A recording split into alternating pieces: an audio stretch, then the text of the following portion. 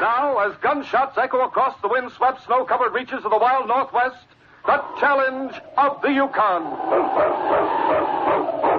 It's Yukon King, swiftest and strongest lead dog of the Northwest, blazing the trail for Sergeant Preston of the Northwest Mounted Police in his relentless pursuit of lawbreakers. One King, one, you Huskies! Gold discovered in the Yukon. A stampede to the Klondike in the wild race for riches. Back to the days of the gold rush. Bringing you the adventures of Sergeant Preston and his wonder dog Yukon King as they meet the challenge of the Yukon.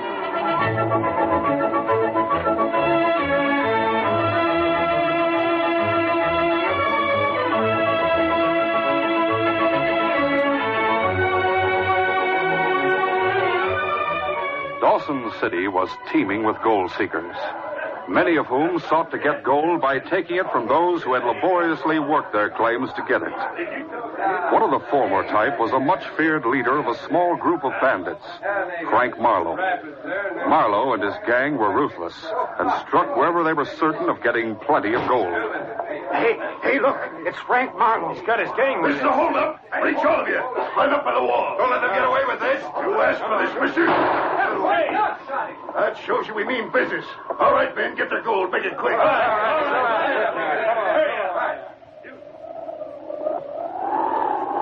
Prospectors bringing in their take from claims along the El Dorado were not safe from Marlow even in broad daylight. Mash, you Huskies. All right, mister. Hand over your desk and be quick about it. You must be Frank Marlow. You won't get away with this. I said hand over your gold. I won't do it. Guess we have to get rough and take it, huh? Let them have it, Joe. No, you don't. No. Men were not safe in their own cabins. Somebody coming, Ed. Yeah. Guess they're just in time for some hot grub. I'll see who it is. All right, out of the way. Come on, men. Hey, you can't. No. What the? You must be Marlow. Right. We come for the gold you took from your claim the past week. Get it? Sure. Here it is, Marlow. That's all of it, honest. You better be. Now get your partner out to your dog sled and be in your way. Set fire to the cabin, men. That'll teach others we mean business.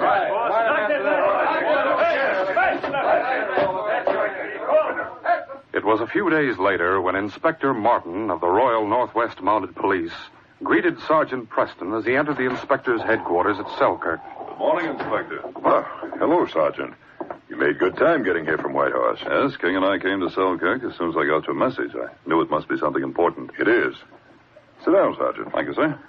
I'll get right to the point.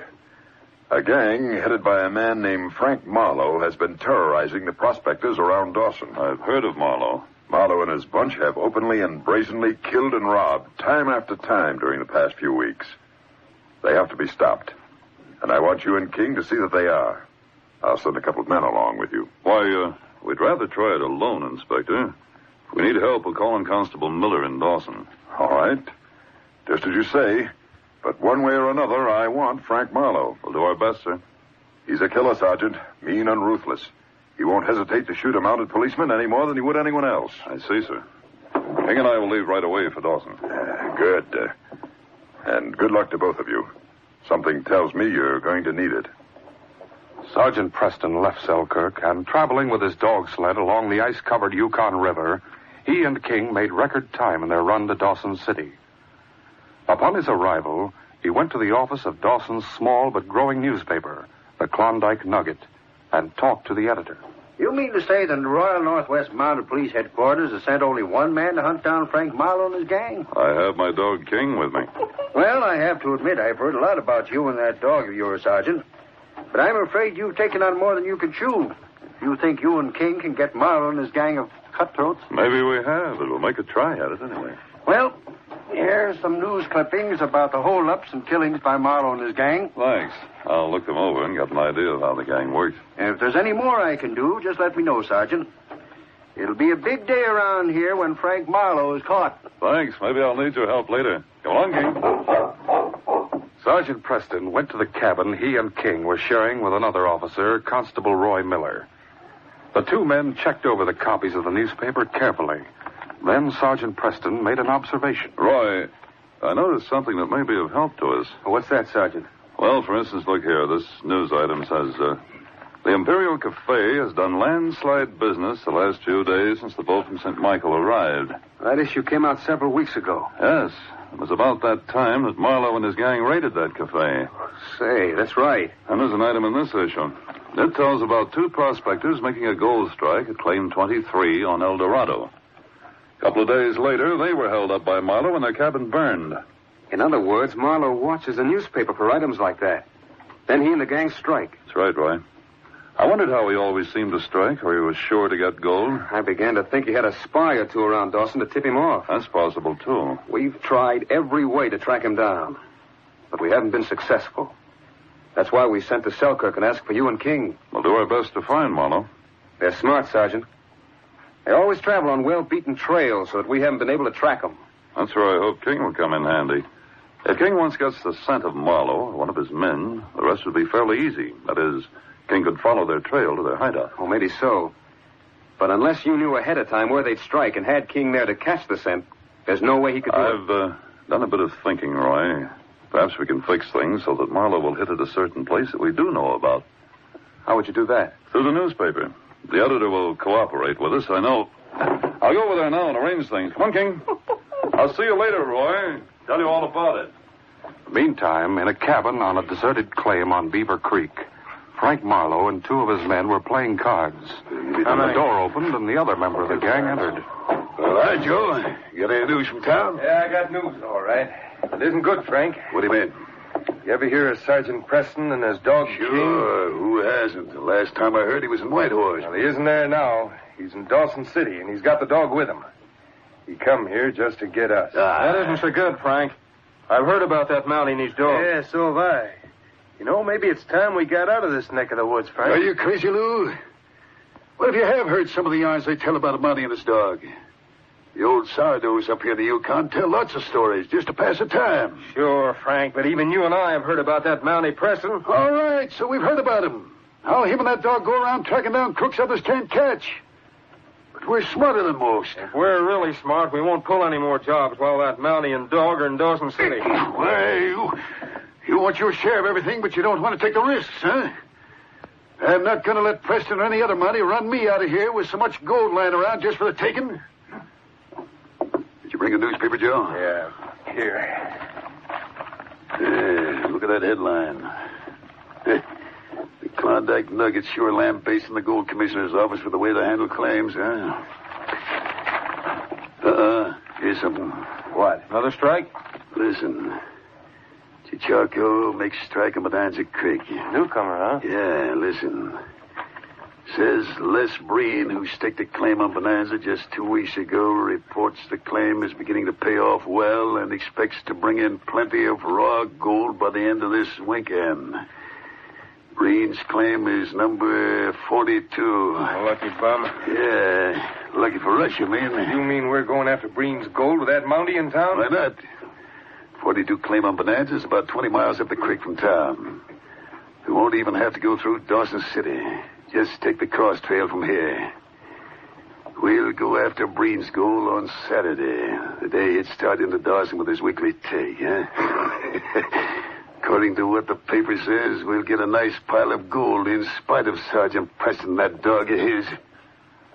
The following day, Sergeant Preston, with King leading the dog team, moved along the well-beaten trail of Bonanza Creek, accompanied by Constable Roy Miller. On, King. On, you huskies. We'll soon be at Claim 42, Sergeant. What sort of a chap is Les Breen, Roy? He's an old sourdough I met in Whitehorse a few months ago. He'd be insulted if he read that item saying he's a Chichaco. And mighty surprised to read that he'd made a strike. We'll explain when we see him. Are you sure he'll cooperate with us? Sure. He and I are good friends. He'll do what he can to help us. Well, that's the cabin just ahead. Good. Hope things work out as we planned. Go, King. Hiya, huskies. Hold on, King. We're going inside.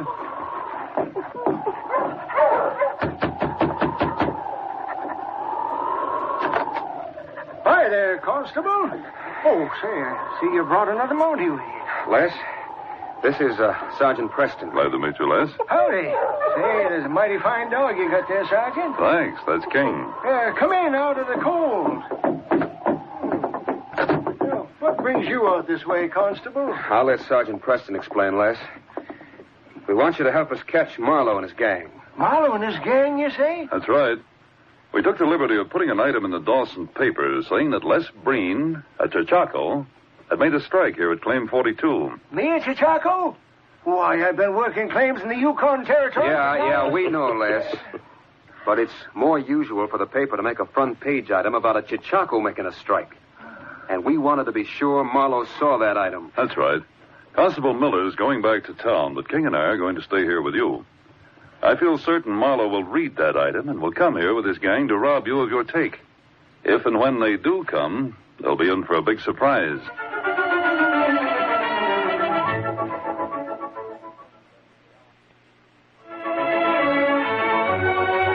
Leaving Sergeant Preston and King at Les Breen's cabin to wait for Marlow and his gang, Constable Miller returned to Dawson City after promising to return that night.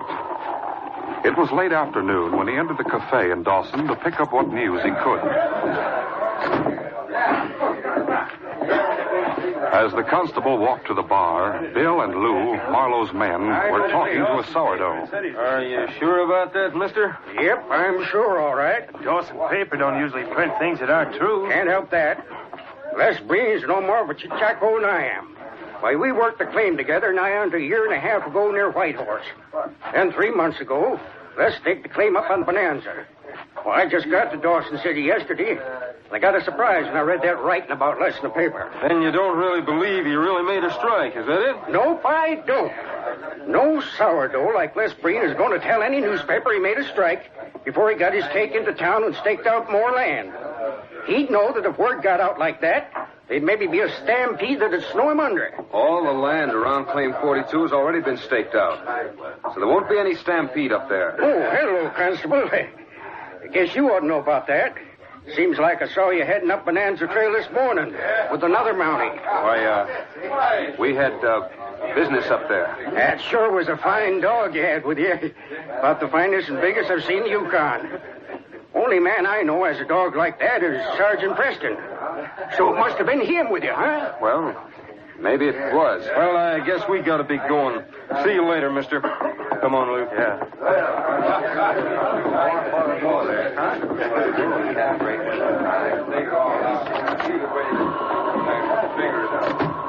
What do you make of it, Bill? There's something fishy about the whole thing, seems to me. That sourdough said he saw Preston and his dog going up the Bonanza Trail this morning with the constable. I saw the constable come into town a little while ago alone. Well, I figure Preston's still up there, maybe at Breen's place. That stuff in the paper might have been a plan to get Frank and us to go up there. Hey, that's right. What are you stopping for? The constable seemed a little upset when he heard that sourdough talking. Yeah, but what are we leaving the cafe for? Maybe if we hung around a little longer, we'd have heard more. I don't have to hear any more. Like I said, the constable seemed to be upset. I noticed he looked around at the crowd as if to see if anyone was listening to that old sourdough talking. Hey, what do you think the constable will do, Bill? I don't know. We'll wait here and watch for him to come out of the cafe. Then we'll follow him and see what he does. What about the boss? There'll still be time enough to tell Frank Marlow about what we heard later on.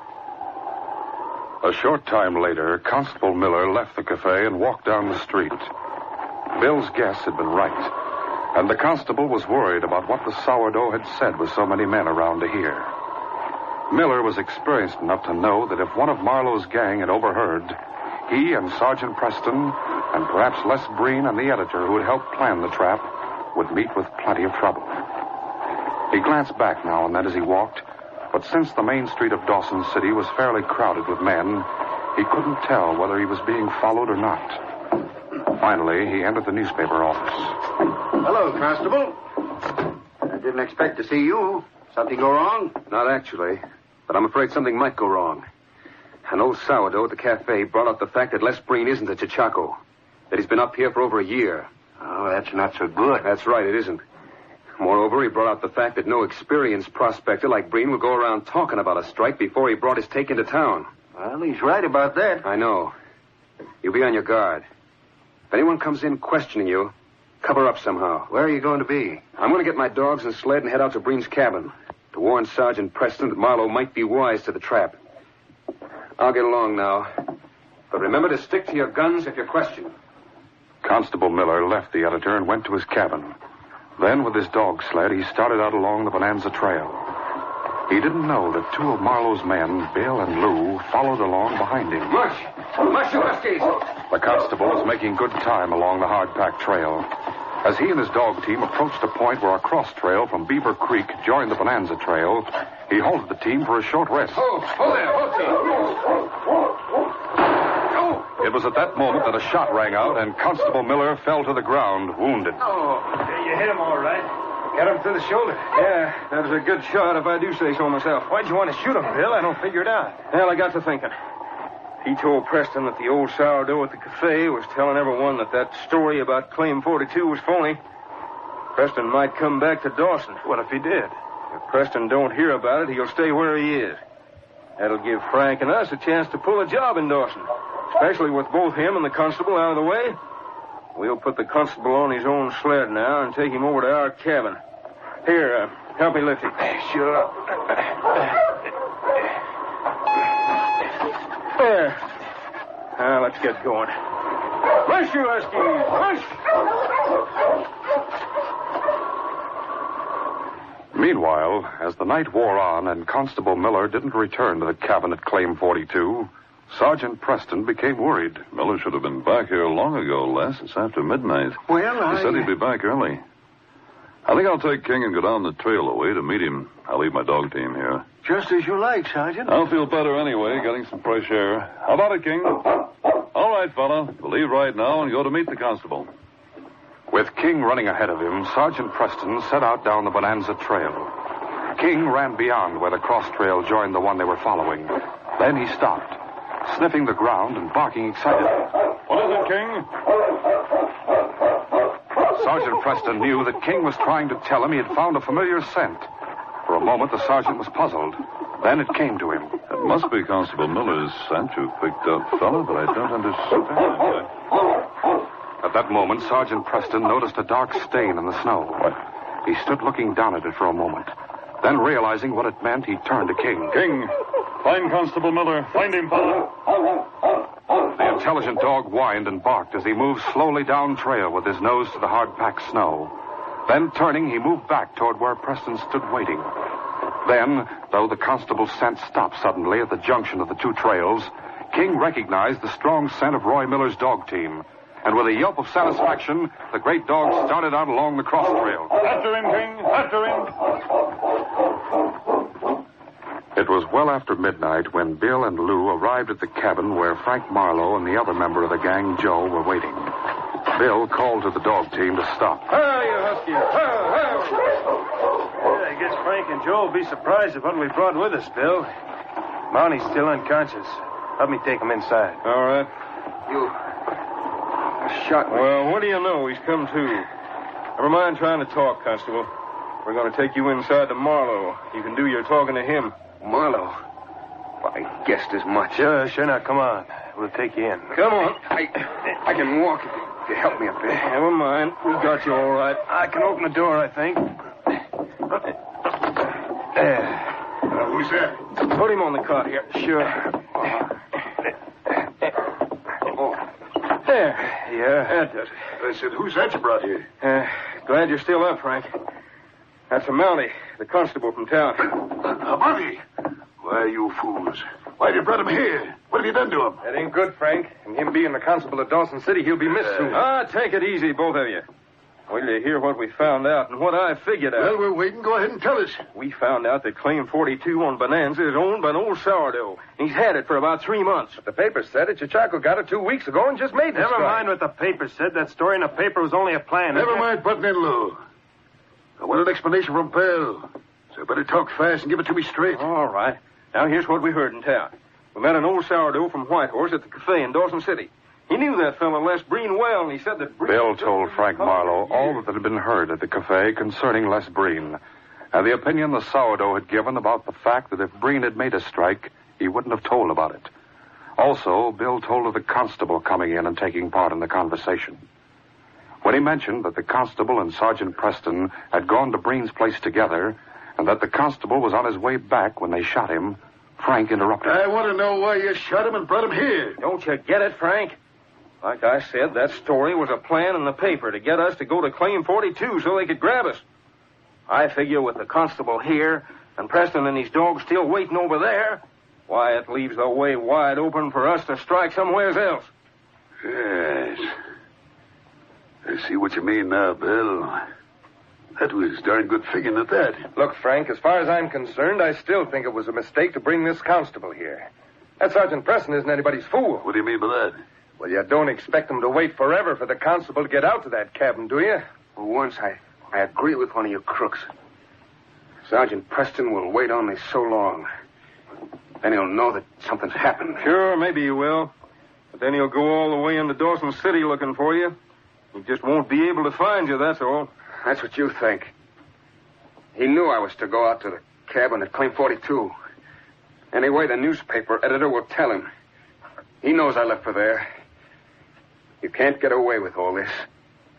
Sooner or later, you'll be caught by Sergeant Preston. Ah, shut up. I know he'll find me. I know it. I told you to shut up. Cut it up, Bill. You'll get what's coming to him soon enough.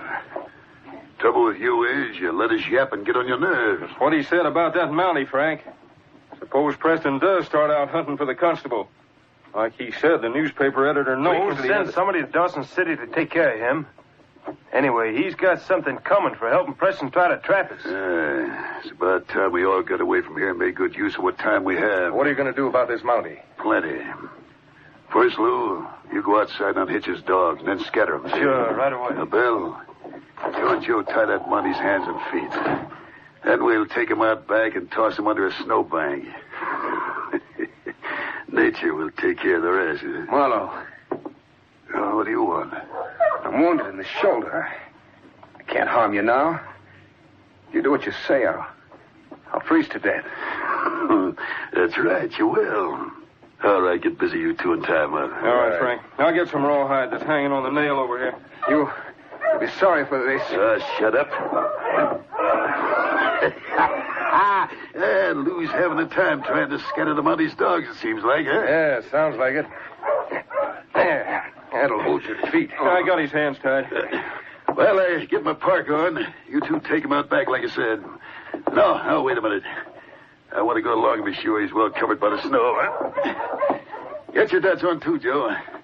We'll be going into Dawson after this business is finished. All right. Wonder what's keeping Lou outside. Ought to have those dogs scattered by now. Yeah, that's right. What another Mountie? Let's press him out. No, you don't. Oh, my leg. Rush in, Joe. Quick. Get in, King. King had been waiting behind Preston for just such an order. With a snarl, the great dog sprang forward and made for Bill, who had grabbed for his gun. Get him out. He's got me by the arm. Just a second while King gets him. Boy, you... Oh, Toughy, here's another. That dog, take him off. Help me. Down, King. Easy, fella. Watch the boy. Roy, you all right? They tied me up, Sergeant. I had a shoulder wound. They were going to bury me in the snow. I'll cut you loose. There. Thanks, Sergeant.